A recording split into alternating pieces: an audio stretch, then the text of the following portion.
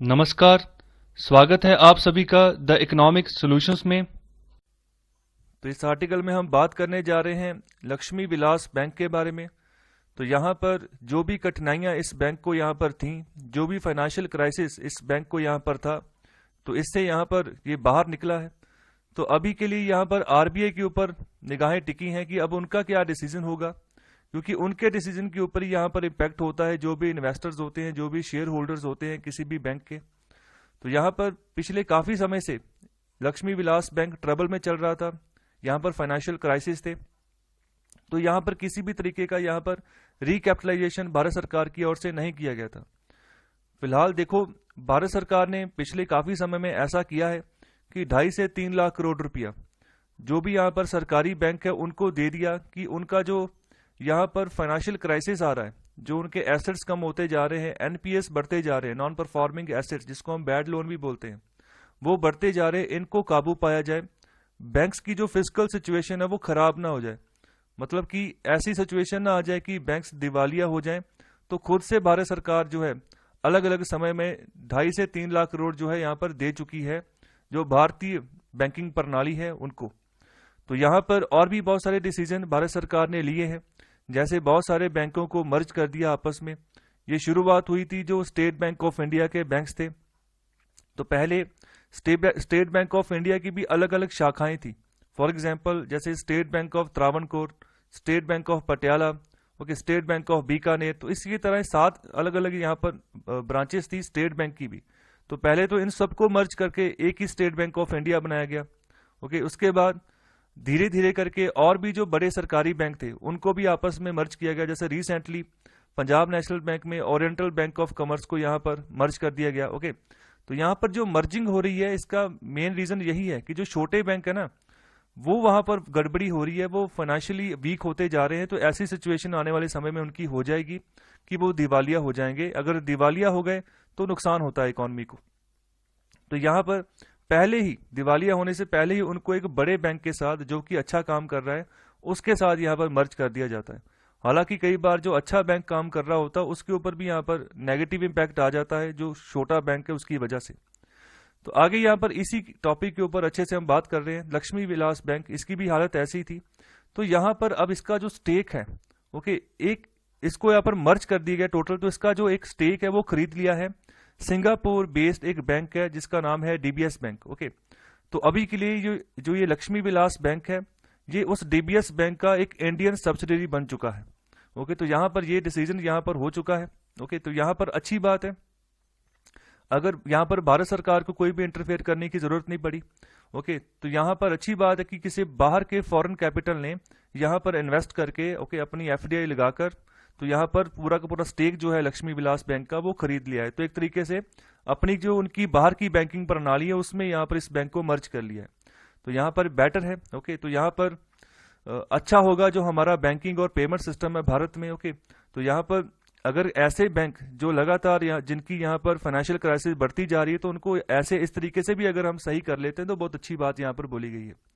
तो आगे यहाँ पर बात बोली गई कि यहाँ पर जो विलय हुआ है ये सिंगापुर बेस्ड डीबीएस बैंक के साथ, तो इससे जो इक्विटी है, एक जो एग्जिस्टिंग शेयर होल्डर्स हैं उस लक्ष्मी विलास बैंक के, ओके, तो उनको भी एक जो है अच्छी यहाँ पर ऑप्शन मिल गई है। ओके, यहाँ पर इसके ऊपर भी क्वेश्चन मार्क करें कि सच में क्या सही ऑप्शन मिली है, क्या बेस्ट डील मिली है।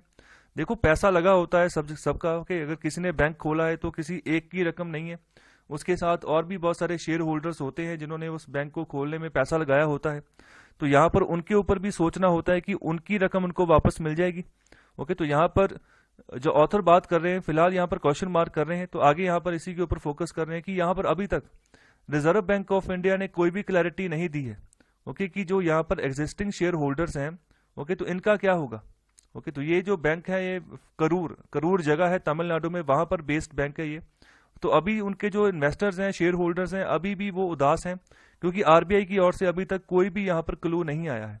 ओके, तो हालांकि आगे बात करें ये भी सच्चाई है कि यहाँ पर जो नए यहाँ पर इन्वेस्टर आ चुके हैं, जो यहाँ पर बाहर के इन्वेस्टर्स हैं जिन्होंने अभी इसको मर्ज कर लिया है अपने बैंक में, तो यहाँ पर वो भी यहाँ पर डिजर्व करते हैं कि उन्होंने यहाँ पर कुछ जो भी चीज ली है उससे आगे क्या बेनिफिट वो यहाँ पर अपना सके। तो साथ ही साथ ये भी यहाँ पर बात बोल रहे हैं कि जो ट्रेडिशनल शेयर होल्डर्स हैं उनको भी एक अच्छी डील यहाँ पर मिल चुकी है। ओके, उनको उनका जो पैसा रिकैपिटलाइज हो गया है। पहले पैसा अगर डूब जाता बैंक तो पैसा कुछ भी नहीं मिलना था। अभी चलो डूबने से पहले ही किसी ने खरीद लिया है तो आपको पैसा मिल जाएगा आपका। ओके, तो यहाँ पर अच्छी डील है जो ट्रेडिशनल शेयर होल्डर्स थे उनके लिए भी।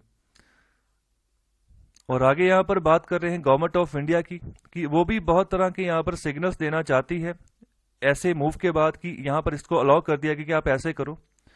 तो यहाँ पर सबसे पहली बात तो ये कर रहे हैं कि भारत चाहता है कि फॉरेन डायरेक्ट इन्वेस्टमेंट जो है भारत में अच्छे पैमाने पर पहुंचे। ओके, तो यहाँ पर एक अगर बाहर का बैंक ही यहाँ पर एक अपनी सब्सिडियरी बना रहा है, ओके, किसी इंडियन बैंक को खरीद के या मर्ज करके, तो अच्छी बात है। दूसरी यहाँ पर बात बोली गई है, the foreign bank that sets up an Indian subsidiary instead of operating through a branch in India without a separate capital structure of its own, it's welcome to buy out Indian banks complete with their extended branch network. तो यहाँ पर ये बहुत अच्छी बात बोली गई है कि भारत के लिए फायदेमंद है कि बाहर का कोई इन्वेस्टर आके यहाँ पर इंडिया का बैंक ही लेकर उसको मर्ज कर रहा है अपने बैंक में, साथ ही साथ उस बैंक की जितनी भी शाखाएं हैं वो भी चली जाएंगी उसी बैंक के पास, जब भी जो सिंगापुर बेस्ड डीबीएस बैंक है उसके पास। तो यहाँ पर एक अच्छा स्टेप है, वेलकम स्टेप है इंडियन बैंक्स के लिए। ओके, तो यहाँ पर अगर ऐसा भी आने वाले समय में होता है तो भारत सरकार जितना पैसा खर्चा करती है रिकैपिटलाइज करने के लिए बैंकों को, तो वो नहीं करना पड़ेगा। तो वही पैसा किन्हीं और स्कीम्स के ऊपर लग जाएगा। हमारे ऊपर जो 100 लाख करोड़ का डेट हो गया है उसी को कम करने में लगाया जा सकता है ऐसा पैसा। आगे बात कर रहे हैं, तीसरी बात ये बोल रहे हैं कि गवर्नमेंट जो है अभी कैपेबल है to solving a banking problem without putting taxpayer money at stake. तो अभी वही बात जो मैं कर रहा था कि टैक्स पेयर्स की मनी जैसे 2.5 लाख करोड़ 3 लाख करोड़ बैंकों को दे दिया ऐसे, तो वो हमारी टैक्स की ही मनी है जो यहाँ पर बैंकों को ऐसे ही दे दी गई है। तो गलती किन की है? जिन्होंने पैसा बैंकों से लिया है उन्होंने बैंकों को पैसा वापस किया नहीं है टाइम पे। ओके, तो उसके साथ जो बैंकिंग प्रणाली है, खासतौर पर जो सरकारी बैंकिंग प्रणाली है, उनका भी यहाँ पर दोष है। क्योंकि यहाँ पर मोस्टली अगर कोई सरकारी यहाँ पर जॉब हो जाती है तो सिर्फ और सिर्फ बात रहती है कि यहाँ पर जो भी यहाँ पर जरा जरा लोन प्रोवाइड कर देगा। ओके, जरा जरा जो जितने भी बंदे ले आएगा लोन देने के लिए, तो उस हिसाब से इनकी जो है नंबरिंग होती है। ओके, इनको सैलरी मिल जाती है हर मंथ के बाद। लेकिन अगर बात करें प्राइवेट बैंक्स की तो वहां पर प्रेशर होता है इनके ऊपर काम करने का, तो उस हिसाब से इनकी सैलरी होती है। तो सैलरी का भी अगर हाईएस्ट पैकेज देखें तो प्राइवेट बैंक्स में ही ज्यादा है, हालांकि यहाँ पर काम का प्रेशर भी ज्यादा होता है। तो यहाँ पर ढील रह गई है कहीं ना कहीं पर जो सरकारी बैंक थे, इसीलिए इसी वजह से यहाँ पर एनपीएस बढ़ते गए। ओके, तो यहाँ पर आगे बात कर रहे हैं, तो जो चौथी बात यहाँ पर कर रहे हैं कि इंडिया को यहाँ पर अभी के लिए अभी एक नया ट्रेड ब्लॉक जो है रिसेंटली लॉन्च हुआ है जिसका नाम है रीजनल कॉम्प्रिहेंसिव इकोनॉमिक पार्टनरशिप। तो यहाँ पर इंडिया ने इसको ज्वाइन नहीं किया है, हालांकि जब यह बनना शुरू हुआ था तब इंडिया भी यहाँ पर सजेस्ट किया गया था, इंडिया भी यहाँ पर इसको ज्वाइन करेगा। लेकिन जब इसने कंप्लीट हो गया इसका पूरा यहाँ पर स्ट्रक्चर, पूरा प्रोसेस, तो जब इसने लॉन्च होना था इस ब्लॉक ने, तो यहाँ पर इंडिया ने मना कर दिया नवंबर 2019 में कि हम जो है इसको ज्वाइन नहीं करेंगे। तो इसके भी बहुत सारे रीजंस हैं। तो इसके जो पार्टनर्स हैं उन्हीं में से निकल कर आता है सिंगापुर। ओके, तो यहाँ पर जो association of south east Asian nation है, ओके, शॉर्ट फॉर्म में इसको हम एशियन कंट्रीज बोलते हैं, तो इसमें से 10 कंट्रीज निकलते हैं एशियन कंट्रीज में। तो ये सभी इस आरसीईपी के मेंबर हैं। साथ ही साथ जापान, चाइना, ऑस्ट्रेलिया, न्यूजीलैंड, ये भी इसके मेंबर हैं। ओके, तो लेकिन इंडिया जो है यहाँ से बाहर हो गया। तो यहाँ पर यही चीज बोल रहे हैं कि इंडिया बेशक आरसीईपी से बाहर हो गया लेकिन फिर भी अपने फाइनेंशियल टाइज जो है वो एशिया के साथ यहाँ पर बनाकर चल रहा है। तो हमारे और डीप हो जाएंगे फाइनेंशियल टाइज एशिया के अलग अलग कंट्रीज के साथ। ओके, सिंगापुर जो है इंडिया के मुकाबले उसकी टेरिटरी बहुत छोटी है लेकिन उसकी इकोनॉमी बहुत बड़ी हो गई है। ओके, तो उसका अगर आप एक्सचेंज रेट भी देखोगे तो वो इंडिया के रुपीस के मुकाबले काफी आगे है। ओके, तो यहाँ पर अच्छी बात है अगर ऐसे मुल्कों के साथ जो है हमारा अच्छा रिलेशन हो रहा है, वो भी फाइनेंस के मैटर में। तो फाइनेंस में तो हमें अभी जरूरत है, तो बाहर से की जितनी भी ज्यादा से ज्यादा यहाँ पर एफडीआई आ सके उतना ही भारत के लिए अच्छा है। तो आगे यहाँ पर बात कर रहे हैं कि अगर बात करें एलवीबी की, तो यहाँ पर इंडिया में इसकी 560 से ज्यादा ब्रांचेस हैं। ओके, तो यह एक वैल्यूएबल एसेट है यहाँ पर। तो यहाँ पर अगर कोई इसको खरीदता भी है तो उसको भी आने वाले समय में फायदा होगा, जब यहाँ पर जो भी यहाँ पर फाइनेंशियल क्राइसिस है उसको दूर करेंगे उसके बाद में। तो यहाँ पर ऐसे जो बैंक से यहाँ पर अट्रैक्शन रहती है। ओके, जितने भी फॉरेन बैंक्स हैं, अगर हम डीबीएस बैंक की बात करें तो इसके अलावा और भी जो फॉरेन बैंक्स हैं वो यहाँ पर एक तरह की अट्रैक्शन होती है कि हाँ यहाँ ये बैंक है, इसके ऊपर हम जो इन्वेस्ट करेंगे तो हमें फायदा होगा आने वाले समय में।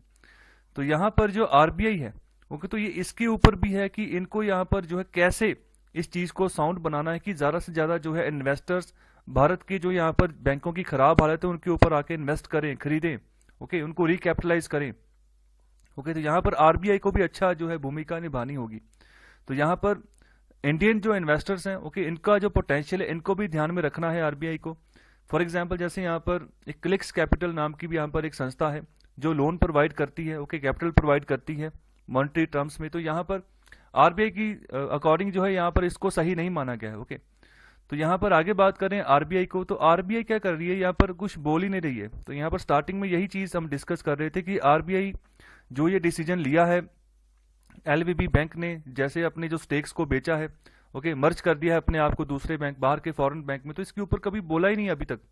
तो यहाँ पर यही बात ऑथर कर रहे हैं कि जो जो पुराना स्टाइल है ना आरबीआई को कि चुप रहने का, तो यहाँ पर एज ए रेगुलेटर यह भी शोभा नहीं देता कि पुराने समय में ये सोचते कि साइलेंस इज गोल्डन, मतलब चुप रहना ही मतलब सही है। ओके, तो यहाँ पर ये चीज अब नहीं चलेगी, आप यहाँ पर कुछ बोलो, नहीं तो ये एक तरह का ड्रास्टिक स्टेप हो जाएगा आपकी ओर से कि आप अगर कुछ बोलते ही नहीं रहे हो तो यहाँ पर जो है टेंशन में आ रहे हैं जो यहाँ पर ट्रेडिशनल जो शेयर होल्डर्स हैं वो, उनको यहाँ पर उनकी टेंशन दूर करनी है कि उनका क्या होगा, जिन्होंने पहले से पैसा लगा रखा था एलबीबी में। तो यहाँ पर उनको भी कुछ बोलना होगा। तो यहाँ पर अगर रेगुलेटर जैसे यहाँ पर आरबीआई की बात करें तो यहाँ पर अगर अपनी ही मनमानी करता है तो यहाँ पर कोई अच्छा ये चिन्ह नहीं है। अगर हम किसी देश को किसी को शो करना चाहते हैं कि हम देखो कितने इन्वेस्टर फ्रेंडली कंट्री हैं, तो अगर आप चुप रह रहे हो, अगर आप अपनी ही मनमानी करते जा रहे हो, तो यहाँ पर अच्छा चिन्ह नहीं है। बाहर का इन्वेस्टर भी फिर 100 बार सोचेगा कि यहाँ पर इन्वेस्ट करनी है या नहीं करनी है। तो यहाँ पर कुछ बोलो, जो भी आपका डिसीजन है वो भी आपको रखना होगा आरबीआई, क्योंकि आप सेंट्रल बैंक हैं, आपके ऊपर ही नजर है पूरे वर्ल्ड की कि आपके क्या कैसे डिसीजंस हैं, तो कैसे आप इकोनॉमी को यहाँ पर चला रहे हो। तो भारत की इकोनॉमी की जो मॉनेटरी पॉलिसी है उसको सेंट्रल बैंक डील करता है और जो फिजिकल पॉलिसी है उसको जो है गवर्नमेंट ऑफ इंडिया डील करके चलती है। सो आई होप आपको ये एपिसोड अच्छा लगा है, तो कृपया लाइक, शेयर और सब्सक्राइब जरूर करें। आपका बहुत बहुत धन्यवाद लेक्चर सुनने के लिए।